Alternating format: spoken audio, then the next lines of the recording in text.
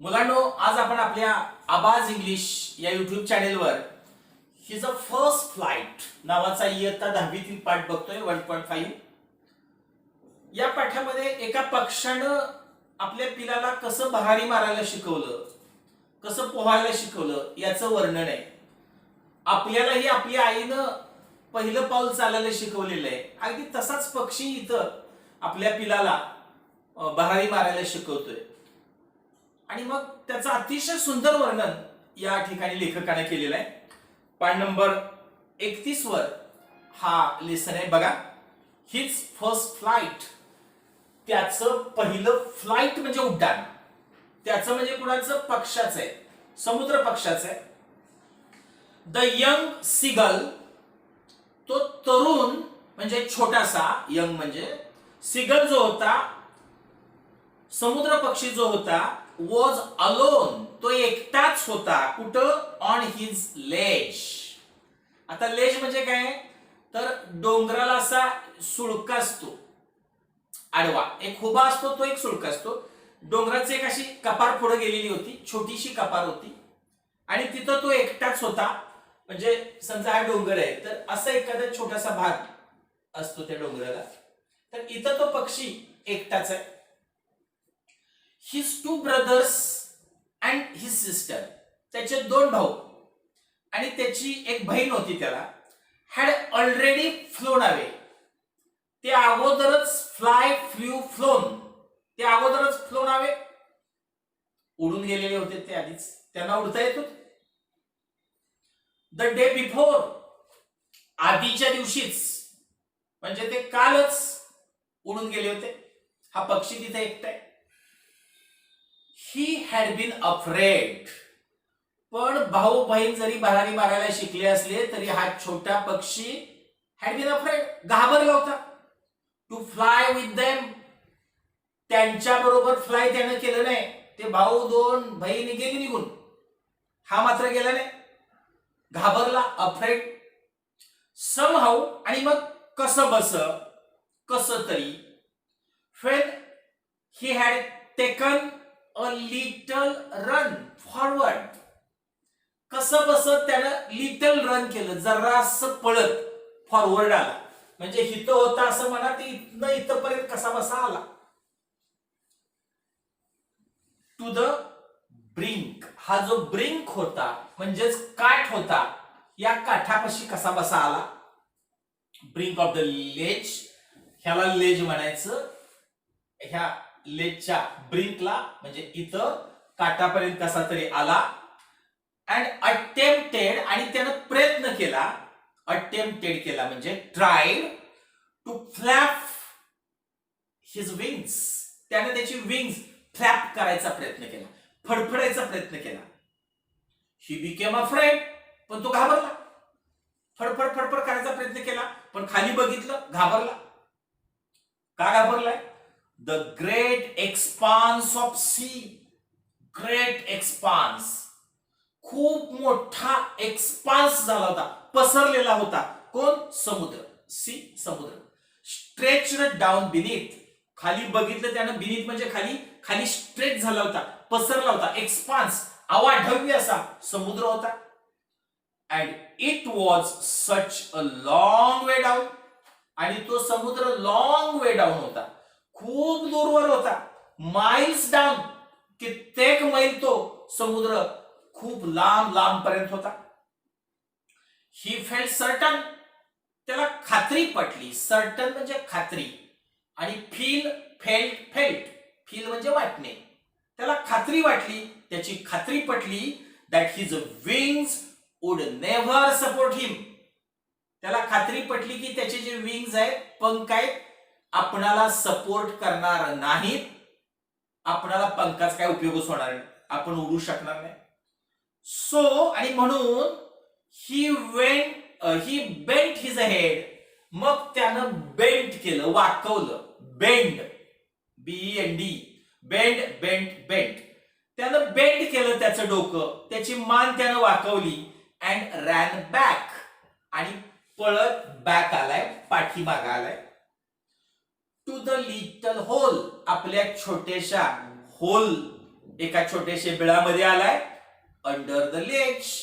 त्या लेज, हा जो लेज होता, काठ होता, तिथे एक कपार होती, त्या कपारीत एक बीळ होतं त्याचं इथं कुठेतरी, आणि त्या बिळामध्ये तो आलाय.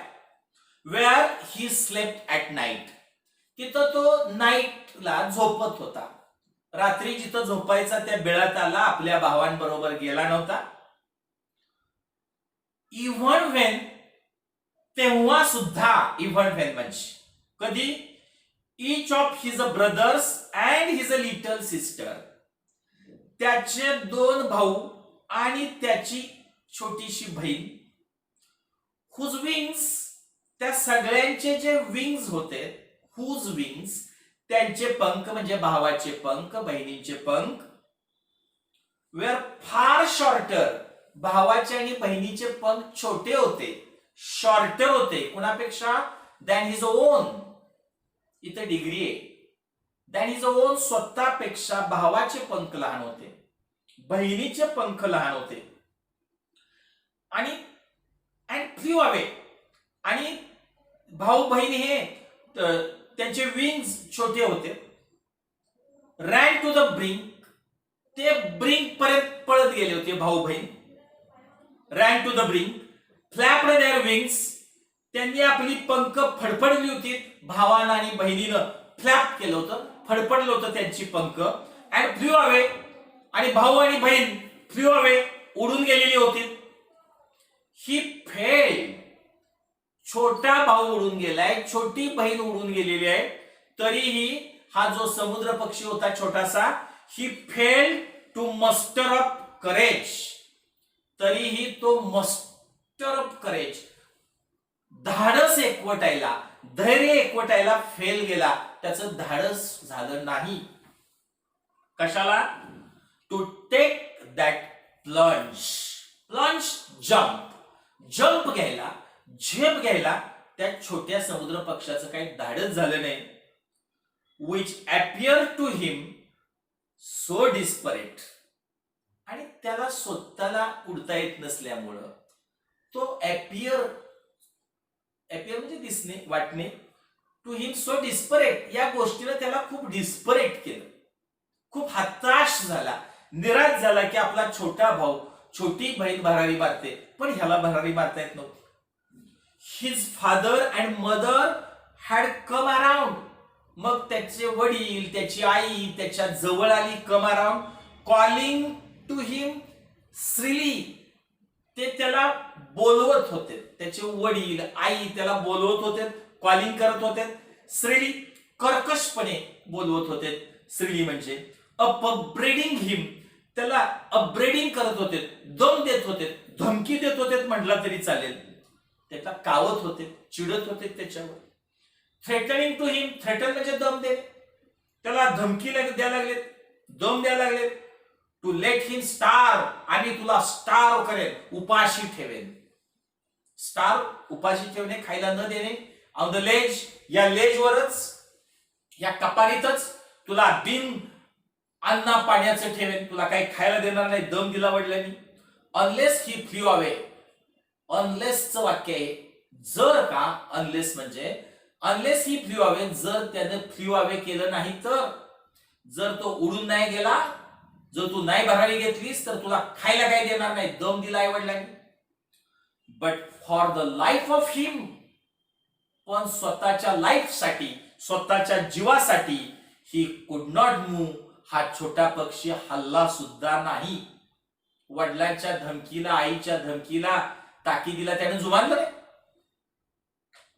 That was 24 hours ago. हे 24 hours ago, 24 तासाच्या पूर्वीचा भाग. हे सगळं घडलं होतं वरचं रामायण, हे 24 तासापूर्वी. सिन्स देन, आणि तेव्हापासून, म्हणजे एक पूर्ण दिवस उलटला होता. सिन्स देन म्हणजे तेव्हापासून, nobody had come near to him, कुणीही त्याच्या जवळ आलेलं नव्हतं. द डे बिफोर, आधीच्या दिवशी, द डे बिफोर म्हणजे ऑल डे लॉंग, सगळा दिवस, ही हॅड वॉच्ड, सगळा दिवस हा छोटा समुद्र पक्षी पाहत होता. काय बघत होता? His parents flying about. त्याचे आई वडील हे भरारी मारत होते. कुणाबरोबर? With his brothers and sister. आई वडील आपल्या भावाबरोबर बहिणी बरोबर भरारी मारतायत. Perfecting them. आई वडील त्यांना परफेक्ट करत होते, प्रशिक्षण देत होते म्हणा. कशाचं? In the art of flight. फ्लाइटची आर्ट शिकवत होते. आर्ट म्हणजे कला, उड्डाणाची कला शिकवत होते. Teaching them. आई वडील त्यांना काय टीचिंग करत होते? How to skim. पाण्याला टच कसा करायचा, स्कीम कसं करायचं, पाण्याला स्पर्श करून कसं जायचं. Scheme the waves. वेव्सला, लाटेला कसा स्पर्श करून वरच्यावर निघून जायचं. वेव्स म्हणजे लाटा, तिथं समुद्रच होता. And how to dive for fish. आणि फिश साठी डाईव्ह कशी मारायची, सूळ कसा मारायचा, मासा पकडायला झपावायचं कसं, आई वडील त्याच्या दोन्ही भावांना आणि त्याला शिकवत होते. He had in fact seen his older brother. आणि मग ही हॅड सीन, या समुद्र पक्षानं पाहिलं त्याचा ओल्डर ब्रदर, त्याचा जो मोठा भाऊ होता, कॅच. मोठ्या भावानं पकडलं होतं त्याच्या डोळ्यात देखत. काय? His first hearing. त्याचा पहिला, हिरिंग म्हणजे एक मासा आहे, जात आहे. त्यानं आपला पहिला मासा पकडला होता. म्हणजे त्याच्या भावानं एक मासा पकडला होता आणि ह्या छोट्या पक्षानं ह्या कपाऱ्यावरच बघितलं होतं त्याचे भाऊ खाली मासे पकडतायत समुद्रामध्ये. And devour it. आणि ते डिव्हर करणे, गिळणे. आणि भावानं मासा पकडला, गिळला पण. Standing on a rock. आणि तो रॉकवर उभा आहे, एका खडकावर उभा आहे, मासा खात बसलाय निवांत. While his parents. आणि त्याचे जे आई वडील जे आहेत, सर्कल्ड अराउंड. ते त्याच्या भोवती सर्कल्ड करतायत, गिरट्या घालतायत, circled around. Raising a proud cackle. ते आई वडील रेज करतायत, रेज कॅकल. किल किल किल किल किल किल हा जो आवाज आहे, किलबिलाट. आई वडील प्राऊडनं, अभिमानानं किलबिलाट करतायत. माझ्या बाळानं मासा पकडला. जसं आई पहिलं पाऊल टाकल्यानंतर जशी आनंदित असते, तसे हे पक्षी आनंदाचा, हा प्राऊड कॅकल आहे, आनंदाचा किलबिलाट आहे. असा आवाज, किल किल किल असा आवाज आई वडिलांनी काढलेला आहे. And all the morning. आणि सगळी सकाळ. The whole family had walked about. संपूर्ण सकाळ ते जी फॅमिली होती, ते सगळं कुटुंब होतं, हे चालत होतं. Walked about on the big plateau. एक मोठा प्लॅट्यू होता, याच्या समोरच एक दुसरा भाग होता. आणि ह्या सपाट भागावर, प्लॅट्यूवर ते सगळं कुटुंब चालत होतं. हा इकडे आहे, मध्ये समुद्र आहे, इकडं पुढचा एक डोंगर आहे. आणि त्या डोंगरावर, सपाट भागावर, प्लॅट्यूवर, तिथं आई वडील सगळी सकाळ त्यांनी चालण्यात घालवली. Midway down. काही अंतरावर आहे तो the opposite cliff. Opposite cliff जी आहे, याच्या अपोजिटची क्लिप, याच्या विरुद्ध बाजूचा जो सुळका आहे, याच्या विरुद्ध बाजूची जी कपार आहे म्हणा, फार तर डोंगराचा भाग आहे, तिथं ते आई वडील आहेत. आणि अपोजिट क्लिप वरून काय करतायत? टॉन्टिंग हिम. इथूनच ते टॉन्टिंग करतायत त्याला. टॉन्ट मारणे माहिती आहे तुम्हाला? टोमणा मारणे. For his coward eyes. इथं आई वडील, एक भाऊ, दोन बहिणी, इथून टोमणे मारतायत त्याला. ए भेत्र्या, तुला काय भरारी मारता येत नाही, येता येत नाही, टोमणे मारत होते. कॉवर्ड आईज म्हणजे भित्रेपणा. त्याच्या भित्रेपणासाठी टोमणे मारत होते. The sun was now ascending the sky. सूर्य आता असेंडिंग करत होता, वर वर वर येत होता. म्हणजेच आता दुपार व्हायला लागलेली होती. Blazing on the ledge. आणि सूर्य इथं डोक्यावर आलाय, ब्लेझिंग करतोय, झगाटतोय, प्रकाशमान येतो. That face the south. आणि याचं जे फेस होता, तोंड होतं, ते साऊथच्या दिशेने होतं, दक्षिणेच्या दिशेने होतं. सूर्य डोक्यावर आलाय. He felt the heat. आणि या पक्षाला हीट जाणवायला लागली. सूर्य डोक्यावर आलाय, त्याला उष्णता जाणवते. बिकॉज, कारण असं सांगितलंय, ही हॅड नॉट इटन त्यानं खाल्लेलं नाही काहीही सिन्स द प्रिव्हियस नाईटफॉल, काल रात्रीपासून त्यानं काही खाल्लेलं नव्हतं. आई वडिलांनी त्याला 24 तास उपाशीच ठेवले म्हणा. प्रिव्हियस म्हणजे अगोदरचा, अगोदरच्या नाईटफॉल, अगोदरच्या रात्रीपासून त्याला काही खायला दिलेलं नव्हतं. का तर तो भरारी मारत नव्हता म्हणून. ही स्टेप्ड स्लोली, आणि मग हा जो पक्षी आहे त्यानं पाऊल टाकलं स्लोली, हळूच पाऊल टाकले out to the brink of the ledge. हा पक्षी हळूहळू या ब्रिंक कडं, काठाकडं, ही जी कपार आहे या कपारीच्या काठाकडं हळूहळू त्यानं पाऊल टाकलेलं आहे. विथ द अदर लेग, पुढे काय केलं त्यानं बघा, अँड म्हणजे हा इथं आत गेला होता तो परत इथं आला, इथं पक्षी असं समजा. आणि काय केलं त्यानं, स्टँडिंग ऑन वन लेग, आला, भरारी नाही मारली, एका पायावर उभा आहे, standing on one leg with the other leg hidden, आणि दुसरा पाय त्यानं लपवला अंडर हिज विंग्स. पक्षी उभा राहताना माहित आहे विंगच्या खाली, पंखाच्या खाली त्यानं आपला एक पाय लपवलेला आहे, एका पायावर उभा आहे. ही क्लोज वन आय, एक डोळा त्यानं क्लोज केला, एक डोळा झाकला. देन द अदर, मग दुसरा डोळा झाकला. अँड प्रिटेंडेड, आणि असा आव आणला, प्रिटेंड म्हणजे ढोंग करणे, टू बी फॉलिंग अस्लीप. काय ढोंग केलं, फॉल अस्लीप, गाढ झोपी जाणे. आई वडिलांना असं दाखवायला लागलाय हा की तुम्ही खेळा, मी निवांत झोपतोय, भुकेचा माझ्यावर काय परिणाम झालेला नाही, मी काय भरारी मारणार नाही. स्टील, तरीही, स्टील म्हणजे अद्यापी, दे टूक नो नोटीस ऑफ हिम. हा इथं आलाय, एका पायावर उभा आहे, दुसरा एक डोळा मिटला, पुन्हा दुसरा डोळा मिटलाय, इथं आपला पोरगा उपाशी उभा आहे, तरीही स्टील दे म्हणजे हे सगळ्यांनी डिड नॉट नोटीस हिम, कुणीही त्याच्याकडे नोटीस केलं नाही. नोटीस म्हणजे लक्ष देणे, कुणी त्याच्याकडे लक्ष दिलं नाही. उपाशी राहा, एक तर भरारी मारायला शिक, नाही तर उपाशी राहा. He saw his two brothers, त्यानं पाहिलं त्याचे दोन भाऊ, अँड हिज अ सिस्टर, आणि त्याची बहीण, लाईंग ऑन द प्लॅट्यू. त्याचे भाऊ आणि त्याची जी बहीण आहे, लाईंग ऑन द प्लॅट्यू, हे त्या प्लॅट्यूवर होते.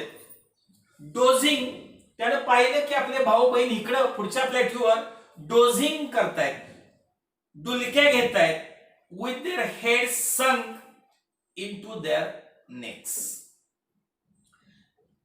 त्यांची हेड्स जे आहेत, त्या भाऊ आणि बहीण जे होते ते या पुढच्या प्लॅट्यूवर डोझिंग करत होते, झोपा घेत होते, विथ देअर हेड्स, आणि त्यांची जी डोकी होती ती त्यांनी संक, सिंकचा भूतकाळ, सिंक म्हणजे बुडवणे, त्यांनी आपलं डोकं बुडवलं होतं, कुठं, इन टू देअर विंग्स असं पाहिजे होतं, पण हे पुस्तकात चुकले. त्यांनी पण पंखात आपलं मुंडकं घातलं होतं, आणि पंखामध्ये मुंडकं घालून तेही झोपले होते. His father was प्रीडिंग. आता इथं वेब पण विचारण्याची शक्यता आहे, कारण प्रत्येकाचं काम वेगळं आहे.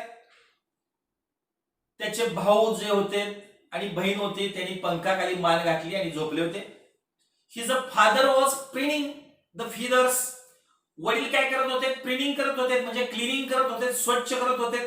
काय, त्यांची फिदर्स, त्यांची पिसं स्वच्छ करत होते, फिदर्स म्हणजे. ऑन हिज व्हाईट बॅक, त्यांची जी पांढरी बॅक होती, पांढरी पाठ होती, त्या पांढऱ्या पाठीवरची जी पिसं होती ती स्वच्छ करत होते. ओनली हिज अ मदर, फक्त आई जी होती तीच बिचारी, वॉज लुकिंग ऍट हिम. इथून आईच फक्त या आपल्या बाळाकडे बघत होती. वडील पिसं स्वच्छ करतायत, दोन्ही भाऊ झोपलाय, भाऊ दोन्ही झोपलेत, बहीण झोपली. Only his a mother was looking at him, पण आई मात्र त्याच्याकडे पाहत होती. He was standing, she was standing, आई उभा होती, ऑन कुठं, अ लिटल हाय हम, एक लिटल हाय, जरासा उंच, हम्प म्हणजे उंचवटा, उंठाच्या पाठीवर असतो तसाच उंचवटा इथं होता आणि इथं त्याची आई आहे असं म्हणा. उंचवट्यावर आई आहे. हम्प ऑन द प्लॅट्यू, हा जो प्लॅट्यू आहे, हा जो पठार आहे, सपाट भाग आहे, इथं आई एका उंचवट्यावर उभी आहे. हर व्हाईट ब्रेस्ट थस फॉरवर्ड, आईनं आपली ब्रेस्ट, आपली छाती थस फॉरवर्ड म्हणजे पुढं करणे, छाती पुढं काढून आई उभा आहे. नाऊ अँड अगेन, अधून मधून वाक्यप्रचार आहे हा, तोही पाठ करा. नाऊ अँड अगेन, अधून मधून सी टोर, आई काय करायची, टियर म्हणजे फाडणे, त्याचा भूतकाळ आहे. अधून मधून आई फाडायची काय, अ पीस ऑफ फिश, माशाचा एक पीस काढायची, एक तुकडा काढायची. दॅट ले ॲट हर फीट, मासा ले म्हणजे पडणे, मासा तिथं तिच्या पायापाशी पडला होता. आई आदनं मधनं माशाचा एक तुकडा काढायची. बाळ तिकडे भुकेलेलं होतं आणि ती दाखवायची.